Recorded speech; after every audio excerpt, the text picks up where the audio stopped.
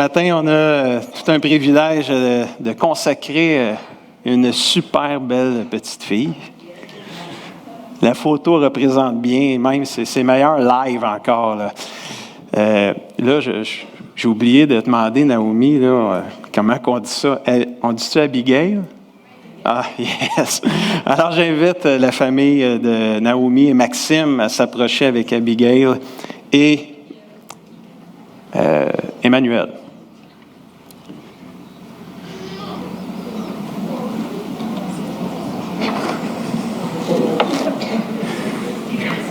Je peux vous garantir qu'il y a beaucoup de gars qui vont courir après cette fille-là quand elle va grandir. Mais un seul lui est réservé. Ah, wow! Elle me regarde et elle dit, « Prends-moi dans tes bras, Pasteur Guy. » Oh, praise God. Regarde-moi ça, excité comme elle est. C'est vrai qu'elle est belle quand même, là. Mais là, les gars, elle est trop jeune pour vous autres, là. Ils sont en bas, là, c'est sûr, là. Amen. Ben, je la prends trop vite, par exemple. On va attendre un petit peu, là. Trop excité. Amen. Juste avant, laissez-moi vous donner quelques versets, juste pour partager comment est-ce que c'est important, les enfants, pour Dieu.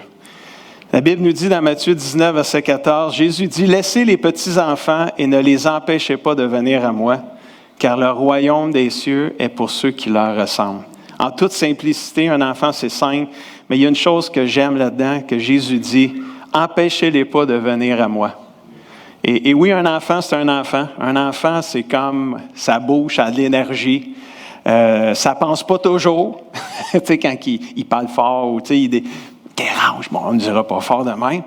Mais réaliser combien un enfant, c'est important pour Jésus. Puis même, on essayait dans le temps de Jésus de dire, « Ah non, arrêtez les enfants, vous dérangez. » Puis Jésus dit, « Non, non, non, empêchez-les pas de venir à moi. Parce que le royaume de Dieu est pour ceux qui leur ressemblent. » Alors, regardez comment sont un enfant, puis imitons-les. Parce qu'on a perdu l'enfant en nous, des fois, en grandissant. Quand le 8e jour fut accompli, le 8e jour après la naissance de Jésus, Jésus fut circoncis et appelé Jésus du nom indiqué par l'ange avant sa conception. Et qu'est-ce qu'ils ont fait après? Marie et Joseph, qui étaient la mère et le père adoptif de Jésus, ils emmenèrent Jésus à Jérusalem dans le temple pour le présenter au Seigneur. Et c'est ça qu'on veut faire avec Abigail, c'est ça? Good. Je veux juste être sûr. Puis c'est ce qu'on veut faire aujourd'hui. On veut présenter Abigail au Seigneur et non pas la baptiser, comme peut-être qu'on était habitué dans le passé, là, dans une autre église. Mais j'aimerais dire, à l'exemple de Jésus, Jésus a été présenté au Seigneur, mais il n'a pas juste été présenté au Seigneur. Dans Luc 3, versets 21 à 23, ça dit, « Après que tout le monde eut été baptisé, Jésus fut aussi baptisé, et pendant qu'il priait, le ciel s'ouvrit, et là, Dieu a parlé, puis il a dit, « Voici mon Fils en qui j'ai mis toute mon affection. » Mais Jésus avait environ 30 ans quand ça s'est arrivé puis qu'il a commencé son ministère. Donc, aujourd'hui, on veut présenter Abigail au Seigneur et non pas la baptiser. Nous la présentons au Seigneur comme on l'a fait pour Jésus quand Jésus était bébé. Et comme Jésus était rendu grand quand il s'est fait baptiser, ça va être la même chose pour Abigail. Quand elle sera grande puis elle aura fait son choix de servir Dieu, elle se fera baptiser comme on a assisté il y a 2 semaines là, à notre baptême d'eau. Mais des parents ont aussi une responsabilité, je ne veux pas vous oublier, Maxime et Naomi, que la Bible dit dans Éphésiens 6,4, « Et vous les parents, ne poussez pas vos enfants à la révolte, mais pour les élever, corrigez-les, donnez-leur des conseils qui viennent du Seigneur. » Alors, c'est ce que je vous encourage. Donnez des conseils qui viennent du Seigneur à vos enfants pour les élever dans les voies de Dieu. Amen. Alors, on va prier pour Maxime, Naomi ce matin, le beau Emmanuel, puis Abigail. C'est ton temps. Wow, wow, wow, wow. 2 fois. Oh oui, wow. Amen. Oui. Elle veut prier. C'est déjà parti, hein? Amen. Merci, Seigneur. On prie le Seigneur ensemble. Amen. Tête, Lynn, viens m'accompagner pour... On a besoin d'aide. J'ai perdu la toune, là, mon gars, là, 15 ans, ça fait longtemps. Là. Amen. Merci, Seigneur. Gloire à Dieu. Prions ensemble. Seigneur, on veut t'élever, Abigail, à ton trône de grâce ce matin, Seigneur. Seigneur Dieu, on te prie de l'entourer de tes anges, Seigneur, de ta protection, Seigneur, dès son jeune âge. Que dès l'âge qu'elle a présentement, qu'elle puisse déjà ressentir ta présence, Seigneur. Peut-être qu'elle ne saisit pas tout, elle ne comprend peut-être pas tout, Seigneur. Mais Dieu, tu peux te révéler à elle dès cet âge-là, Seigneur. Elle peut déjà, dans son cœur, comme la Bible dit, tressaillir de joie, c'est-à-dire ressentir ta présence, Seigneur Jésus. Et Père, ce matin, on veut l'élever à ton trône de grâce, on veut te l'élever à toi, on veut prier pour elle, on veut te prier pour son futur, on veut te prier pour, Seigneur, son futur mari, Seigneur, sa future carrière, ce que tu as réservé, la destinée que tu as pour elle, Seigneur. Déjà à l'avance, prépare toutes ces choses, Seigneur, et qu'à un jeune âge, elle puisse te connaître et te découvrir d'une manière intime et personnelle, Seigneur. Que le Dieu que servent ses parents puisse devenir son propre Dieu à elle, Seigneur, personnel et intime. Père, c'est au nom de Jésus qu'on veut prier aussi pour Maxime et Naomi, Seigneur. Que tu puisses, Seigneur, les aider dans leur rôle de père et de mère, Seigneur. Leur donner une patience, leur donner un amour, leur donner une grâce, Seigneur, pour, Seigneur, être capable d'apporter une discipline, Seigneur Jésus, qui t'honore et qui te glorifie et qui permet à l'enfant de grandir et apprendre de la vie, Seigneur. Bénis Emmanuel et bénis cette merveilleuse famille. Père, c'est au nom de Jésus qu'on te prie. Et tout le monde dit Amen. Amen. Là, les photographes, oui, c'est l'heure de la bise pastorale. Amen. Gloire à Dieu. Ah, wow, d'abord. Ça, c'est mon bout préféré, ça, hein? Ben oui. Ben oui. Mais là, il faut t'arrêter faut faire d'aller sur l'autre bord parce que. Hein? Ton pouce va me cacher. Êtes-vous prêtes, les photographes? Ben là. Je ne sais même plus de tôt comment la prendre. Hein, cacher ça. As-tu marché? Ça a marché? Ah, God, c'est bon. Oh, quelque chose. Amen. Est-ce qu'on peut accueillir Abigail? Amen. Gloire à Dieu. Bienvenue dans la maison du Seigneur. Amen. Félicitations, Naomi. Très belle famille. Es-tu capable de faire ça, toi? T'es bénisse. Amen. Super. Amen. Merci, chérie. Oh, Dieu est bon. Dieu est bon. Toutefois, je consacre un enfant, je me dis, que j'ai hâte d'être grand-parent. Amen. Ce matin, je veux rendre grâce au Seigneur pour la super famille que j'ai. Une femme extraordinaire, très belle, la plus belle de l'Église. Je remercie Dieu pour mes 3 gars ce matin qui étaient sur la tribune en train de chanter et louer Dieu. Amen. Quelle fierté pour des parents de voir leurs enfants servir le Seigneur. Merci d'être là, les boys, pour servir Dieu. Amen. Merci pour l'Église. Merci, Seigneur, pour la belle Église qu'on a.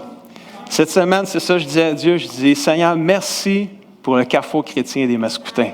Merci pour la super famille de Dieu qu'on est. Wow, merci mon Dieu. Amen. Et ce matin, je débute une série de 3 messages sur l'impact de nos paroles. On va faire ça dimanche-ci, le 18 octobre et le 1er novembre. Et ce matin, le verset de la série de messages, c'est dans le Proverbe 18, verset 21, que ça dit « Les paroles qui sortent de notre bouche peuvent donner la vie ou la mort. Celui qui aime parler, est-ce qu'on a des gens qui aiment parler ici? Tu ne sais plus si tu as le goût d'aimer parler. Mais de toute façon, tu ne peux pas te cacher. Ceux qui aiment parler, ils parlent tout le temps. Anyway, fait que celui qui aime parler doit en accepter les conséquences. Non, moi, j'aime plus parler, pasteur. Mais tu parles pareil. Tu viens de dire quelque chose en disant ça. Et même ceux qu'on va dire qui aiment moins parler parce qu'ils sont plus gênés, ils parlent pareil. Tout le monde parle. Même les muets. C'est ça? Non. Oui, les muets. Les sourds, muets. OK, c'est ça. Même les muets parlent. C'est juste qu'on n'entend pas leur son, mais ils communiquent quelque chose. Les paroles peuvent donner la vie ou la mort. Celui qui aime parler doit en accepter les conséquences. Et le titre du message de ce matin, c'est « La portée de nos paroles ». Réalisons-nous ce matin tout le pouvoir que nous avons avec nos paroles. C'est incroyable de savoir que nos paroles peuvent donner la mort ou la vie. Assez puissant. La responsabilité repose sur nous. C'est également hallucinant, si je peux le dire de cette façon-là, de savoir aussi que nous en récolterons les fruits pour la vie ou pour la mort, pour notre propre vie. Ça veut dire que si je déclare des paroles de mort sur une personne, sur quelqu'un, sur un groupement de personnes, sur des gens, sur des familles, si je déclare des paroles de mort sur une personne, ça veut dire que j'en récolterai aussi la mort pour ma propre vie. Oh! Parce que la Bible a dit, tu vas, on l'a vu tantôt, hein, tu vas, la mort et la vie sont au pouvoir de la langue et des paroles. Tu vas récolter le fruit, celui qui aime parler doit en accepter les conséquences. Chaque parole prononcée est très importante, d'où le besoin de réfléchir avant de parler. Tu sais, la fameuse expression, je ne sais pas, ça résonne beaucoup, hein? Si tu tournes-toi la langue 7 fois avant de parler, des fois 7 fois c'est passé. Parce qu'il y en a qui tournent vite, je trouve. Parle vite, ça veut dire qu'ils ont tourné vite avant de parler. Tourne-la 17 fois s'il faut. Ou comme la Bible dit, 70 fois, 7 fois. Là. Dieu a créé le monde par la parole. La parole, ce n'est pas juste la mort, c'est la vie aussi. Là. Amen. La Bible dit dans Genèse 1-2, Dieu a dit que la lumière soit et elle fut. Et etc. Le psaume 33, versets 8 et 9 nous dit que toute la terre respecte le Seigneur, que tous les habitants du monde tremblent devant lui, car il a parlé et le monde a commencé. Il a commandé et cela est arrivé. Psaume 107, verset 20 nous dit, d'un seul mot, il les guérit et les arracha à la mort. Praise the Lord. Sois guéri avec une seule parole du Seigneur ce matin. Tu peux être guéri et arraché de la mort, amené à la vie. Wow! Proverbe 18, verset 20. Un homme, une personne peut assurer sa nourriture par ses paroles. Ce qu'il dit lui permet de gagner sa vie. Wow! La qualité de notre vie dépend en grande partie par la qualité de nos paroles. Ça, on ne le réalise pas tout le temps, ça. Cher ami, il ne faut pas chercher à amener Dieu à être en accord avec nos paroles, mais il faut chercher plutôt à amener nos paroles à être en accord avec Dieu et sa parole. De toute façon, on ne peut pas changer grand-chose. C'est soit tu donnes la vie avec tes paroles ou tu donnes la mort autour de toi. C'est un ou c'est l'autre. Donc, faire attention à ce qui sort de notre bouche pourrait être vraiment un conseil important aujourd'hui. Car nos paroles ont une grande portée. Nos paroles, numéro 1, nous connectent avec Dieu. Saviez-vous que personne n'est sauvé sans le déclarer de sa bouche? Personne ne peut être sauvé sans l'avoir confessé de sa bouche. Romains 10, versets 8 à 10 nous dit, « La parole est près de toi, elle est dans ta bouche et dans ton cœur. C'est là la parole de la foi que nous proclamons, que nous prêchons. En effet, si avec ta bouche, tu reconnais en Jésus le Seigneur. » Si avec quoi? Avec ta bouche, tu reconnais en Jésus le Seigneur. Et si avec ton cœur, tu crois que Dieu l'a réveillé ou l'a ressuscité d'entre les morts, qu'est-ce que la Bible dit? Tu seras sauvé. Car c'est avec le cœur qu'on a la foi qui nous amène à la justice. Et c'est avec quoi? La bouche qu'on fait l'acte de reconnaissance qui nous amène au salut et à la vie éternelle. Intéressant aussi, si vous avez bien lu, là, c'est intéressant de voir que la Bible connecte aussi le cœur et les paroles. Le cœur et la bouche. Si tu crois dans ton cœur, tu le confesses avec ta bouche. Tu vas être sauvé. Intéressant. Hein? Cœur et la bouche, on va voir ça là, pendant toute la réunion. Cœur puis la bouche, ça vient avec, ça vient ensemble. Parce que pour être sauvé, il faut le déclarer de notre bouche puis le croire dans notre cœur. Pourquoi c'est si important? Pourquoi c'est si important de le déclarer aussi de notre bouche? Parce que ce qui sort de notre bouche, ça vient du cœur. C'est connecté, ça vient avec. Ce qui sort de la bouche vient du cœur. Si tu crois dans ton cœur vraiment, tu vas le dire avec ta bouche, même si tu es gêné. Même si tu es timide. Oh, moi, je suis trop gêné. Non, si c'est dans ton cœur, ça va sortir. C'est bon, ça. Si c'est dans ton cœur, tu vas le confesser avec ta bouche. Tu ne peux pas passer à côté de ça. C'est impossible. Si vraiment Dieu a touché ton cœur, tu vas le dire même si tu es gêné. Tu vas peut-être avoir la traque à le dire devant un micro ou le drac de le dire à quelqu'un, mais tu vas le dire. Parce que c'est là dans ton cœur. Tu ne peux pas passer à côté, c'est là dans ton cœur. Wow! Quand on prend le temps de louer Dieu puis chanter comme on a fait ce matin, là, hey, c'était merveilleux de vous entendre ce matin, là. C'était merveilleux, c'était bénissant, la louange. Mais quand on commence à chanter avec notre bouche, qu'on commence à chanter les louanges du Seigneur, on connecte avec Dieu. On est directement connecté avec Dieu. Il y a plein de versets, puis là, j'aurais pu en dire là, jusqu'à demain, jusqu'à dimanche prochain, même s'il faut des versets tellement qu'il y en a, sur la louange avec notre bouche, avec nos paroles, notre cœur. Psaume 71, verset 8, « Ma bouche est pleine de critiques. » Non, c'est pas ça que je voulais dire. Non, ma bouche est pleine de quoi? Elle est pleine de louanges. Elle est pleine du chant de tes louanges. Et chaque jour, elle publie ta gloire. Quand ton cœur est dans la présence de Dieu, ta bouche proclame la louange. Alléluia. Mais quand ta bouche est pleine, c'est parce que le cœur est plein. Le cœur, ça vient avec. Le psaume 63, versets 5 à 6. « Toute ma vie, je te dirai quoi? Merci. » C'est le jour des remerciements aujourd'hui. L'action de grâce, c'est dire merci. Pas juste le dimanche d'Action de grâce, là. On est chanceux, nous autres, on a comme deux, là, tu sais. On a le Canada, puis vu qu'on est proche des États-Unis, au mois de novembre, on continue là, à dire merci, là. Comme on le dit 2 fois, on en profite, là. Mais c'est pas juste une question de 2 fêtes par année, là, dire merci. C'est toute notre vie, dire merci. Tous les jours de ma vie, toute ma vie, je te dirai merci. Je lèverai les mains pour rendre gloire à ton nom. Donc, si ce matin, c'est une des premières fois que vous venez à l'église, puis là, vous avez vu du monde lever les mains pendant qu'on chantait, puis vous avez peut-être trouvé ça bizarre. C'est pas bizarre, c'est la vie, c'est le cœur, c'est l'amour qu'on a pour Dieu qui se manifeste extérieurement. Je dirai merci, je lèverai les mains pour te dire merci pour rendre gloire à ton nom. Mon cœur goûtera le bonheur. Y a-t-il quelqu'un qui veut goûter le bonheur un matin? Je sens que j'ai prêché ça la semaine passée. Dieu veut que tu sois heureux. Dieu veut que tu goûtes au bonheur. Mon cœur goûtera le bonheur comme une nourriture délicieuse. Et si ton cœur goûte le bonheur, qu'est-ce qui va arriver avec ta bouche? Ma bouche va être pleine de joie puis va chanter ta louange. Alléluia. Wow! Mes paroles me connectent avec Dieu. Nos paroles nous connectent avec Dieu. Le psaume 119, versets 171 et 172. « Que mes lèvres proclament ta louange, car tu m'enseignes ta volonté. Que ma langue célèbre tes paroles, car tes commandements sont justes et véritables. » Aujourd'hui, c'est un jour pour dire merci. Merci à notre Dieu. C'est un jour pour lui chanter nos louanges avec notre bouche, qui sort directement du cœur.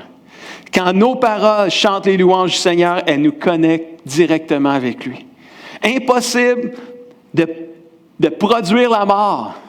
Impossible de produire la mort quand nos paroles sont des chants de louange à notre Dieu. Impossible. Quand tu loues ton Dieu, c'est la vie que tu communiques autour de toi. Quand tu adores ton Dieu, nos paroles, lorsqu'on loue Dieu, deviennent une source de vie qui résulte dans notre intimité avec notre Papa Céleste. Nos paroles, non seulement nous connectent à Dieu, mais nos paroles révèlent l'état de notre cœur aussi. Oh! C'est le fun quand elle nous connecte à Dieu, mais là, ça révèle l'état de notre cœur. Ça révèle quoi, pasteur? Bien, parle-moi, je vais te le dire. Tes paroles révèlent l'état de ton cœur. Je ne sais pas si après la réunion, on va se regarder.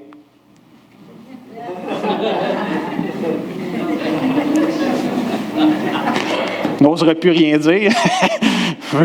Non, parce que notre cœur, nos paroles révèlent l'état de notre cœur. La Bible dit ça, c'est pas juste moi qui dis ça, là. On va confirmer. Matthieu 12, verset 33. Dites que l'arbre est bon. L'arbre, c'est le cœur. Les fruits, c'est les paroles, la bouche. Dites que l'arbre est bon et que son fruit est bon. Ou dites que l'arbre est mauvais, que son fruit est mauvais. Car on reconnaît l'arbre à son fruit. On reconnaît le cœur à ses paroles. Me regarder, puis... Je ne sais plus trop quoi dire, pasteur, là. Mais checkez bien ça, vous allez comprendre. Après ça, Jésus continue, puis il parle aux religieux de son époque. Puis la première phrase qu'il dit, on pourrait juste entre nous se dire, je sais qu'il faut être comme Jésus, puis vivre comme Jésus, mais on va lui laisser dire ces paroles-là à ceux qui sont autour de nous. Tu sais, quand que Jésus a dit « espèce de vipère », il disait ça aux religieux de son époque, mais nous, on ne dira pas ces affaires-là aux autres, là. Parce que de toute façon, Jésus, c'était le seul qui pouvait connaître parfaitement l'état des cœurs des gens. Il pouvait se permettre de dire ça. Nous, on est humains, on ne les connaît pas. On pense qu'on les connaît peut-être, mais on les connaît. On n'a peut-être pas un discernement exact. Fait qu'on ne les dira pas, ces paroles-là, à nos frères et à nos sœurs à côté de nous autres. Mais Jésus, il a quand même dit ça à les religieux autour de lui, puis il a dit là, espèce de vipère, vous êtes mauvais. Vous comprenez qu'on n'a pas affaire à dire ça, nous autres, aux gens. On va laisser le Saint-Esprit faire ça plutôt. Alors, comment est-ce que vous pouvez dire de bonnes choses à vous qui êtes mauvais? Parce que si tu as un cœur mauvais, tu ne peux pas dire des bonnes choses. Ça ne marche pas. En effet, ce qui remplit le cœur, l'arbre, de quelqu'un, voilà ce qui sort de sa bouche, le fruit. Ce qui remplit le cœur de quelqu'un, voilà ce qui sort de sa bouche. Ce qui sort de la bouche vient du cœur. C'est dit différemment. La Bible dit au verset 35, on continue, Jésus qui continue à parler, il dit « La personne qui est bonne tire le bien de son cœur. La personne qui est bonne va parler le bien qui sort de son cœur. » Parce que son cœur est plein de bonnes choses, fait que de son cœur, c'est normal qu'il va dire des bonnes choses. La personne qui est mauvaise va dire le mal de son cœur parce que son cœur est plein de mauvaises choses. Fait que, tu comprends-tu? Nos paroles révèlent l'état de notre cœur. Mais les prochains versets nous viennent confirmer encore plus. Au verset 36, Jésus dit, « Je vous le déclare au jour du jugement, les hommes rendront compte de toute parole sans fondement et inutile qu'ils auront prononcée. » Wow! Jésus qui dit ça. Là, il y en a qui s'examinent, qui pensent, puis qui disent, « Oh boy! » Si vraiment toutes les paroles inutiles que j'ai dites, je vais avoir à rendre compte de ça, je suis dans le trouble. Là. Y en a-tu qui ont dit bien des affaires qu'ils n'auraient dû jamais dire inutilement? Levez pas la main, là, c'est correct. Mais il y a une chose qui est positive là-dedans, c'est que la grâce de Dieu est encore disponible. Si tu as prononcé des mauvaises paroles, moi je crois que si tu confesses de ta bouche, des mauvaises paroles te disent, puis tu reconnais que tu as péché dans tes paroles, puis tu confesses à Jésus, moi je crois que le sang de Jésus est encore efficace pour purifier, nettoyer nos péchés, même nos mauvaises paroles qu'on a pu dire, puis ça s'en va dans la mer de l'oubli du Seigneur. C'est ceux qui ne sont pas confessés puis pardonnés qui vont être, que tu vas en rendre compte au jour du jugement. Mais lorsqu'on confesse nos péchés, la Bible nous dit qu'il est fidèle et juste pour nous les pardonner. Puis un coup qu'ils sont pardonnés, pour Dieu, ils sont oubliés. Ça, c'est pour vous encourager. Parce que ça arrive à tout le monde de dire des paroles inutiles et sans fondement, qui blessent, qui font mal. Mais quand ils sont réparés, ces paroles-là, je crois qu'ils sont pardonnés, puis dans le sang de Jésus, ils sont effacés. Amen. Jésus continue, puis il dit au verset 37, « Car en effet, c'est en fonction de tes propres paroles que tu seras déclaré juste ou tu seras condamné par tes propres paroles. » Aïe, aïe, pourquoi? Bien, parce que tes paroles révèlent l'état de ton cœur. Est-ce qu'on comprend mieux le titre du message qui est « La portée de nos paroles ». La portée de nos paroles, c'est grand, c'est puissant. Ce qu'on dit est tellement important que chaque parole qui est dite est enregistrée pour le jour du jugement, à moins qu'elle soit, comme j'ai dit tantôt, confessée et purifiée et pardonnée. Chaque parole a une portée éternelle vers le ciel ou l'enfer, vers le bien ou le mal, vers Dieu ou vers le diable. Ce que la bouche dit révèle l'état de notre cœur. On fait quoi maintenant? On fait quoi maintenant? Nos paroles révèlent l'état de notre cœur. Combien seraient prêts de croire avec moi qu'il faudrait faire vraiment attention à ce qui sort de notre bouche? Combien croient que c'est ça qu'il faudrait faire? Levez la main. Combien croient qu'il faut vraiment faire ça? Il faut vraiment, vraiment faire attention. Puis Karen a dit, oui, les deux mains, elle a dit, oh. Mais là, moi, je vais vous surprendre. Parce que c'est pas ça qu'il faut faire. Oups. Je vous ai eu, là. Yes. C'est correct. C'est vrai qu'il faut faire attention à ce qui sort de notre bouche. Mais si tu ne prends pas soin de ton cœur, tu as beau vouloir faire attention, ça va sortir tout croche pareil. Alors, la vraie chose à faire, ce n'est pas de faire attention à ce qui sort de notre bouche, c'est faire attention à ce qui rentre dans notre cœur. Ça va faire une différence avec ce qui sort de ta bouche. Si ton cœur est blessé, arrête de parler. Il est blessé. Tu vas blesser autour de toi. Ton cœur est blessé, c'est sûr que s'il n'est pas guéri, tu vas blesser autour de toi par tes paroles. Tes paroles révèlent l'état de ton cœur. Tu es frustré, tu vas chialer, c'est sûr. C'est pas que tu veux pas, c'est comme ça. Les gens qui chialent, qui murmurent, qui critiquent tout le temps, il y a de quoi il y a de quoi dans le cœur qui n'est pas guéri. Parce que nos paroles révèlent ce qui sort de la bouche vient du cœur. Comprenez-vous? Si tu es amer, tu as de l'amertume dans ton cœur, c'est sûr que ça va paraître dans tes paroles. Ouais, mais, tu sais, les manipulateurs, là, tu sais, ils nous déjouent avec leurs paroles. Hey, ils se font pogner. Ils se font pogner, ceux qui mentent. Ils peuvent faire un bout, mais à un moment donné, ils sont dévoilés. Puis ça arrête. Puis l'état de leur cœur est révélé au grand jour. Tu peux cacher ça un bout, mais tu ne peux pas le cacher tout le temps. Parce que nos paroles révèlent l'état de notre cœur. Frères et sœurs, je ne le dirai jamais assez, mais Proverbe 4, 23, là, qui dit « Garde ton cœur plus que toute autre chose », mais dans la version du Sommeur, ça dit « Par-dessus tout, veille soigneusement sur ton cœur, car il est à la source de tout ce qui fait ta vie. » Veille sur ton cœur. Le même véhicule qui nous a mis dans le trouble, le même véhicule qui nous a mis en conflit avec des frères, des sœurs, avec des gens autour de nous autres, ça devrait être le même véhicule qu'on devrait utiliser pour réparer ce qu'on a brisé. Puis c'est notre bouche. On s'est mis dans le trouble avec nos paroles. Sais-tu que c'est déjà arrivé, ça? Je lève plus ma main, pasteur.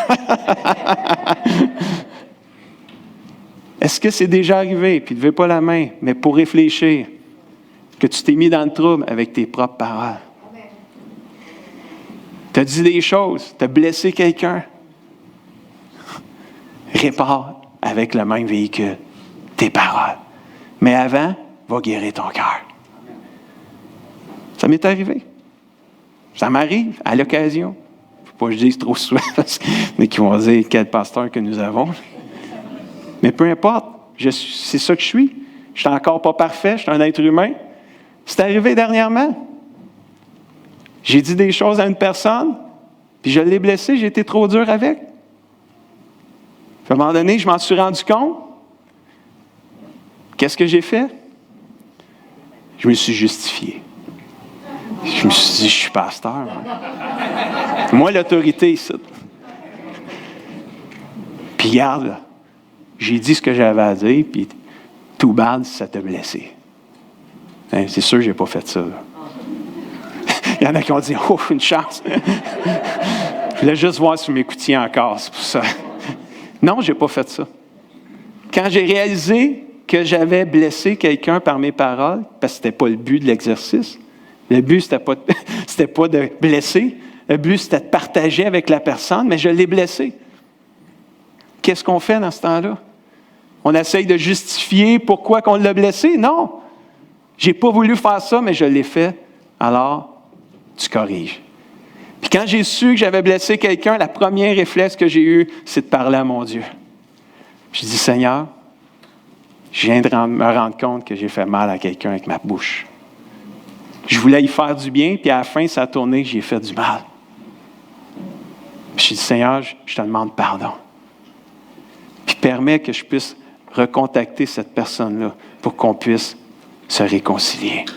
Puis que tu puisses guérir son cœur que j'ai blessé. Dieu a guéri mon cœur dans la prière. Je suis allé voir la personne. On s'est contacté. Puis j'ai demandé pardon parce que je l'avais blessé. La personne, elle m'a pardonné. Nous nous sommes réconciliés. Ça change une vie, ça, frères et sœurs. Ça change une vie.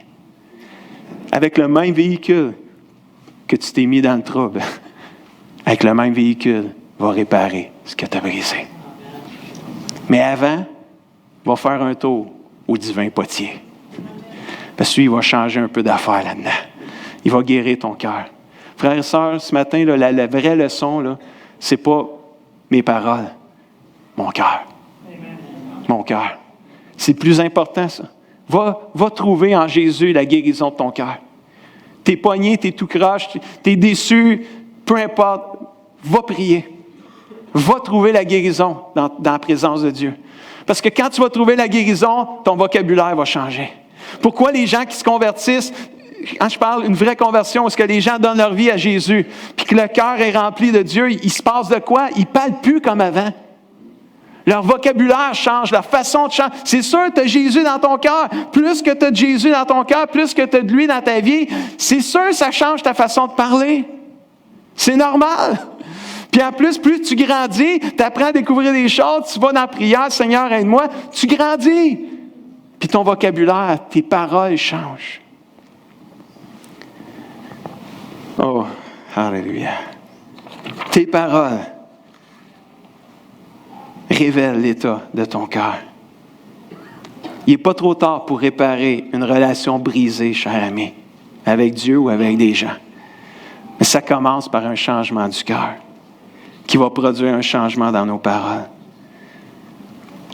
J'aimerais terminer avec vous avec une prière. Une prière que David a faite, que plusieurs connaissent, on l'a déjà chantée dans le passé. Une prière que je prie que ça puisse être votre prière comme la mienne, en terminant ce matin. C'est dans le psaume 51, après que David eut commis plein de péchés, là, l'adultère, comploté pour le meurtre du mari avec la femme qu'il avait couché avec. Là. Plusieurs connaissent cette histoire, là, je ne veux pas la raconter encore, mais il était vraiment là, dans le trouble, comme on dit. Il a reconnu à un moment donné son péché, puis il a fait cette prière-là à Dieu, puis je prie que ce soit notre prière à nous ce matin. Oh Dieu, crée en moi un cœur quoi? Un cœur pur. Crée en moi un cœur pur, Dieu. Un cœur qui est guéri, qui est propre. Mets en moi un esprit nouveau, vraiment attaché à toi. Ne me chasse pas loin de toi, loin de ta présence. Ne m'enlève pas ton Esprit Saint. Rends-moi la joie d'être sauvé. Amen. Alléluia. Soutiens-moi par un esprit généreux. Oh, qui sont prêts de prier ça pour leur propre cœur ce matin? Je veux ça pour ma propre vie. Je veux un cœur pur, Seigneur. Je veux un esprit nouveau, Seigneur, qui va apprendre de mes erreurs. Amen. Qui va grandir. Alléluia. Un cœur renouvelé, un cœur nouveau. Ne me chasse pas loin de toi. Un cœur attaché vraiment à toi, Seigneur. Rends-moi la joie d'être chrétien, d'être sauvé. Parce qu'il y en a qui ont perdu la joie. Perdu la joie du Seigneur. La joie du Seigneur est ma force. Peut-être qu'il y en a, vous êtes ici, vous écoutez, puis vous avez perdu la joie du Seigneur au fil des années. Qu'est-ce qu'il faut faire? Retourne là. Retourne au cœur. Il est arrivé de quoi à ton cœur? Ton cœur a été blessé, ton cœur a été brisé. Jésus veut le guérir ce matin. Jésus veut le guérir ce matin. Puis quand il va guérir ton cœur, tu ne pourras plus jamais parler comme tu parlais avant. C'est sûr et certain que tu ne pourras plus parler. Tes paroles vont porter la vie. Parce que la vie est entrée en toi. Mais quand la mort rentre, quand je parle de mort, les blessures, c'est la mort pour moi. Là. Les blessures, ça nous met à terre, ça nous abat. On a besoin de la vie de Jésus pour venir guérir ça. Nos paroles ont une portée de vie et nos paroles ont une portée de mort. Qu'est-ce que tu veux donner aux gens autour de toi? Qu'est-ce que tu veux communiquer aux gens autour de toi? C'est sûr que si je vous pose la question, vous allez dire, pasteur, comment? Je veux communiquer la vie autour de moi.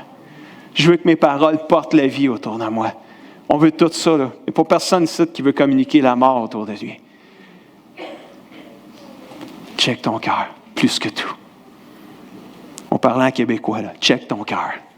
Dans la Bible, ça dit garde ton cœur. Moi, en québécois, c'est check ton cœur. Watch-les. Watch qu'est-ce qui rentre dans ton cœur. De quoi tu nourris ton cœur?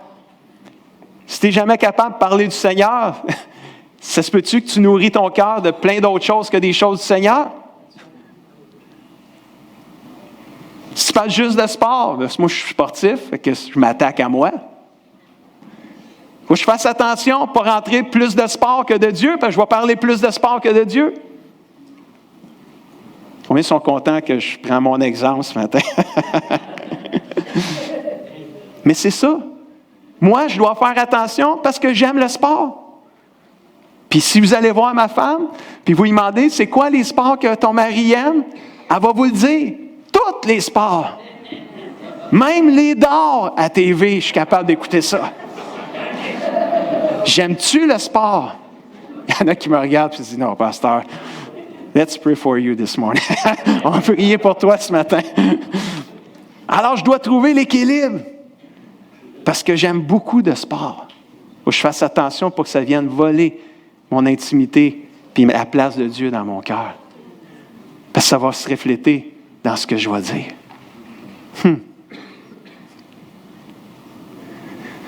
Nos paroles ont une portée de vie ou de mort. Elles nous connectent avec Dieu lorsqu'on le loue et on l'adore. Et elles révèlent l'état de notre cœur. Ne négligeons pas l'impact de nos paroles. Mais prenons soin de notre cœur. Ça va nous aider. Est-ce qu'on peut se lever ensemble? On va inviter l'équipe de louange à s'approcher.